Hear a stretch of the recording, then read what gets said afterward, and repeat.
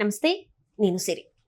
Trump అధికారంలోకి వచ్చిన తర్వాత ఆయన తీసుకున్న నిర్ణయాలతోనైతే అనేక దేశాలు అయితే భయపడుతున్నాయి. దాంతో కూడా అక్కడ ఎవరైతే అంటే అక్కడ వీసాలు అయిపోయిన తర్వాత కూడా నివసిస్తున్నారు అక్రమంగా, వాళ్ళని కూడా ఎవరి దేశాలకు వాళ్ళకి పంపిస్తున్న క్రమంలో మన ఇండియాకి చెందిన స్టూడెంట్సే కావచ్చు, అక్కడ ఉన్న వాళ్ళు ఎవరైతే ఉన్నారో వాళ్ళని కూడా పంపించే క్రమంలో ఇక్కడ ఏంటంటే సంఖ్యలేసి పంపిస్తున్నారు అని చెప్పేసి ఒక చర్చ అయితే నడుస్తుంది. దాంతోపాటు ఒక ఫోటో కూడా ఇప్పుడు వైరల్ అవుతుంది. ఏంటంటే మన ప్రధానమంత్రి మోదీ గారికి కూడా సంఖ్యలు వేసినట్టు కూడా మనకి ఒక ఫోటో అయితే వైరల్ అవుతుంది, న్యూస్ పేపర్లో కూడా వస్తుంది. సో దీనికి సంబంధించి మరిన్ని విషయాలు మనకు తెలియజేయడానికి మనతో పాటు ఉన్నారు Janasena official spokes person Srinivas గారు. నమస్కారం సార్.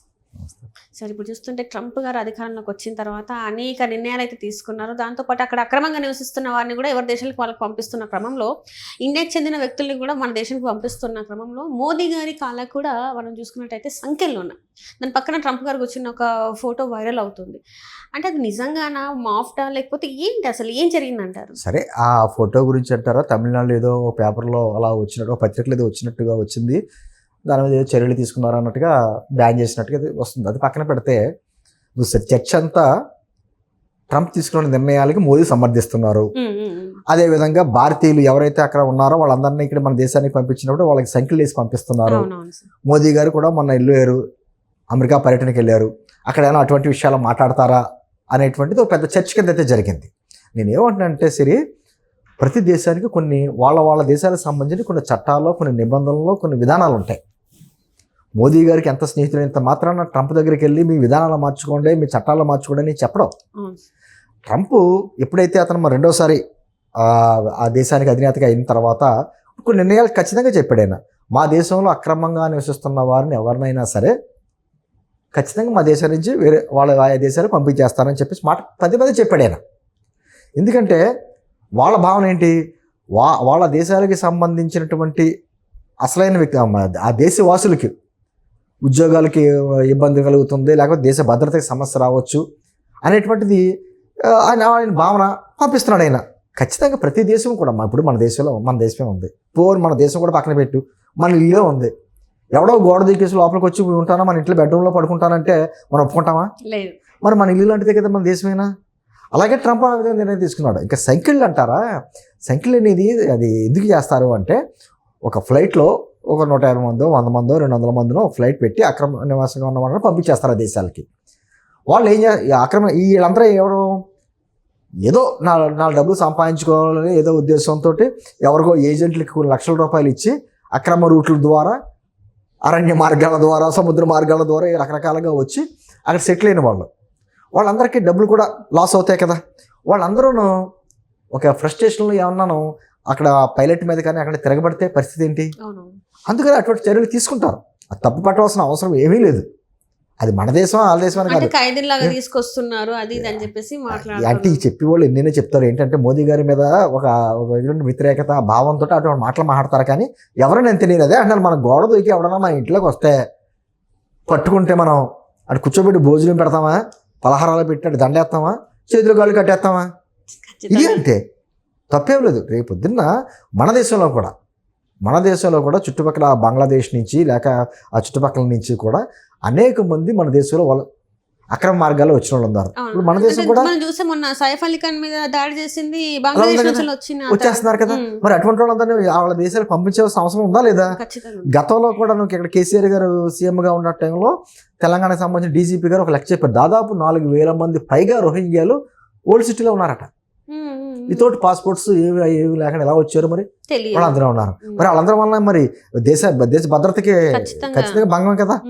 అదే విధంగా ఏమవుతుంది, అక్రమంగా సరే వాళ్ళు ఏదో అక్కడ పొట్టగుడి గురించి వచ్చారో లేకపోతే అక్రమ మార్గాలు కొంతమంది వచ్చి ఉంటారు.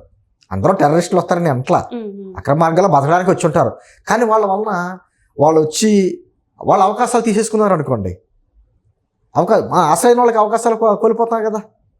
ఎంటుంది ఈ విధంగా జరుగుతూ ఉంటాయి. ఏ దేశం కూడా మనము ఇతర దేశాలకు వెళ్ళామనుకోండి, బతకడానికి వెళ్తే ఆ దేశ సంస్కృతి సాంప్రదాయాలను, ఆ దేశ చట్టాలని గౌరవించాలి ఖచ్చితంగా.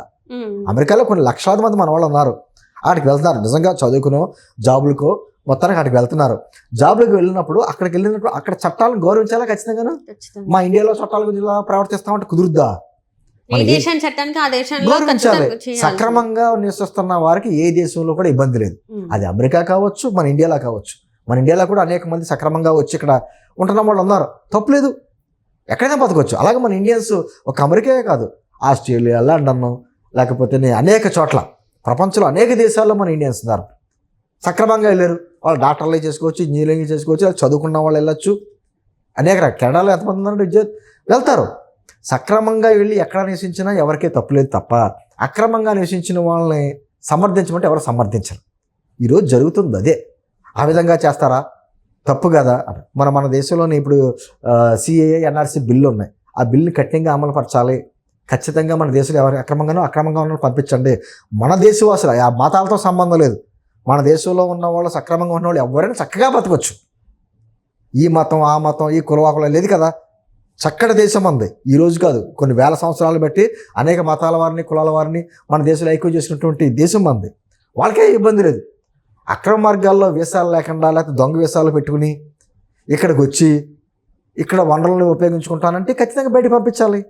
ఈ వ్యత్యాసం తెలుసుకోకుండా కేవలం ఏదో బీజేపీ మీద బురద జల్లాలి, లేకపోతే మోదీ గారి మీద బురద జల్లాలి అనేటువంటి కొన్ని సూడో సెక్యులరిస్టులు ఉంటారు కొంతమంది. వాళ్ళందరూ కూడా ఏదో రకంగా ఇటువంటి కార్యక్రమాలు, నేనే అంటున్నాను, ఖచ్చితంగా ఈ వ్యాఖ్యలు చేసేటువంటి వాళ్ళ వ్యక్తులు మీ ఇళ్లలోకి గోడల దూకి వచ్చిన వ్యక్తులు మీరు సత్కరిస్తారా? కూర్చోబెట్టి భోజనాలు పెడతారా? బయటికి వాళ్ళ చేతులు గాళ్ళు కట్టి పోలీస్ స్టేషన్కి చెప్తాం కదా. మరి అదే జరుగుతుంది. దాన్ని ఎలా తప్పడతాం?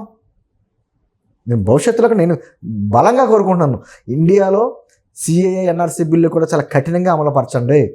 ఎవరైతే అక్రమంగా వచ్చి మన దేశంలో నివసిస్తున్నారో వాళ్ళందరినీ కూడా బయటికి పంపించండి. ఎందుకంటే అది దేశ భద్రతకి ముఖ్యం. అదేవిధంగా ఇప్పుడు మన వనరులన్నీ వాళ్ళు కూడా పనిచేసుకున్నారనుకోండి. ఇప్పుడు మణిపూర్లో గొడవ ఏంటి? మణిపూర్లో అంత గొడవలు జరుగుతుంది ఏంటండి? అది ఎవరో వచ్చి మా మూలవాసులకు సంబంధించినటువంటి ఆస్తులంతా లాగేసుకుంటున్నారు వాళ్ళు అనేటువంటి గొడవలే కదా. ఆ తెగల మధ్యన వచ్చిన గొడవలే కదా. అవి మతాల మధ్య వచ్చిన గొడవలు కాదు, తెగల మధ్యన వచ్చిన గొడవలు. రేపు వద్దు అన్ని చోట్ల ఇలా వస్తే పరిస్థితి ఏంటి? వారి దేశం గురించి ట్రంప్ ఆయన ఆలోచించుకుంటున్నాడు. అమెరికా ఫస్ట్, ఆ నినాదం అమెరికా ఫస్ట్ అని నినాదం. మరి మన భారతదేశానికి ఇండియా ఫస్ట్ అని మనం కూడా అనుకోవాలిగా. మనం ఇక్కడేమో రాజకీయం ఎందుకు మాట్లాడుతున్నాం? ఆయన తీసుకున్న అమెరికా ఫస్ట్ అని నిర్ణయానికి అక్కడ ఉన్న వాళ్ళు ఎవరు వ్యతిరేకించలేస్తారు కదా. పెరిగింది. అతను ఖచ్చితంగా ముందే చెప్పాడు కదా ఎలక్షన్స్ ముందు, అమెరికా ఫస్ట్ అని నినాదం, నేను వస్తే ఈ కార్యక్రమాలు చేస్తాను అని చెప్పి ఖచ్చితంగా చెప్పాడు, చేస్తున్నాడు. మోదీ గారు వెళ్ళి మీ చట్టాలు మార్చుకోండి, మీరు విధానాలు మార్చుకోండి అంటాడా? ఆయన ఎందుకు వెళ్తాడు? విదేశాంగ విధానం ఉంటాయి, వాణిజ్యం సంబంధించిన విధానం ఉంటాయి. మోదీ గారు అంటే తను నేను గౌరవిస్తున్నాను, ట్రంప్ గారు తీసుకున్న నిర్ణయాలు గౌరవిస్తున్నా కూడా దానికి కూడా మోదీ గారిని వ్యతిరేకించే వాళ్ళు చాలా మంది. ఇక్కడ మన భారతదేశంలో ఏమైపోతుందమ్మా, వాక్సహంత్రం ఎక్కువ. దాంతో ఎవడు వచ్చినట్టు వాడు మాట్లాడుతూ ఉంటాడు. మాట్లాడేసి ఇక ఈ పైగా విచిత్రం ఏంటంటే ఈ దేశ సంస్కృతి సాంప్రదాయాలని, చట్టాలని అన్నిటిని విమర్శిస్తారు. వాళ్ళకి ఇబ్బంది వచ్చిందనుకో, మళ్ళీ ఇదే రాజ్యాంగం, మన దేశ రాజ్యాంగం వెనకాల హక్కులు, మానవ హక్కులు, రాజ్యాంగం ఆ గోడల వెనకాల దాక్కుంటారు. చాలా విచిత్రంగా ఉంటాయి. ఇప్పుడు చేసే కార్యక్రమాలు దేశానికి, దేశ సంస్కృతి సాంప్రదాయాలు అన్నిటికీ వ్యతిరేకం. వాళ్ళకి ఇబ్బంది కలిగితే మాత్రం, రక్షించేది మాత్రం మనం మళ్ళీ రాజ్యాంగం, వీటి వెనకాల దాక్కుంటారు. మాకు వాక్సహంత్రం లేదా, భావ ప్రకటన స్వేచ్ఛ లేదా, మన చట్టం ఇలా మాట్లాడతారు. చాలా విచిత్రమైన ఏంటంటే అతిపెద్ద ప్రజాస్వామ్య దేశం కదా మనది. అందులో ఏంటంటే మనకి అనేక రకాలైనటువంటి మతాలు, ప్రాంతాలు, వివిధ సంస్కృతులు, అనేక రకమైనటువంటి ప్రపంచంలో ఎక్కడా ఉండదు ఇటువంటి దేశం. కాబట్టి ఎవరిష్ట చోట్ల మాట్లాడేయడం, దాన్ని భావ ప్రకటన స్వేచ్ఛను ఒక ముసుగు తగిలించడం, ఇవన్నీ చేస్తారు. ఖచ్చితంగా నేనేమంటున్నానంటే మనం కూడా ఇండియా ఫస్ట్ అనే నినాదంతో ఉండాలి. ఎవరైనా సక్రమంగా ఎక్కడైనా నివసించవచ్చు, వాళ్ళకి ఎటువంటి ఇబ్బందులు ఉండవు. అక్రమంగా వెళ్ళి అక్కడ ఇబ్బందులు కలిగేస్తే ఇతర దేశాలు ఎలా నిర్ణయాలు తీసుకుంటాయో ఆయా దేశాల చట్టాల ప్రకారం, మన దేశ చట్టాల ప్రకారం మనం అలా నిర్ణయాలు తీసుకుంటారు. దాంట్లో తప్పు పట్టవలసింది ఏమీ లేదు. ఖచ్చితంగా నేను అంటది మరోసారి, సిఏఏ, ఎన్ఆర్సీ లాంటి బిల్లులు కూడా ఈ సమయంలోనే ఖచ్చితంగా అమలుపరుచుకుంటే తప్ప, లేకపోతే దేశ భద్రతకు మంచిది కాదు. ఈ దేశాలకు సంబంధించినటువంటి వ్యక్తులకు సంబంధించినటువంటి ఈ మౌలిక సదుపాయాలు అందించడంలో కూడా విఫలం అవుతాం. కాబట్టి ఇవన్నీ సక్రమంగా జరగాలి. Thank you so much sir.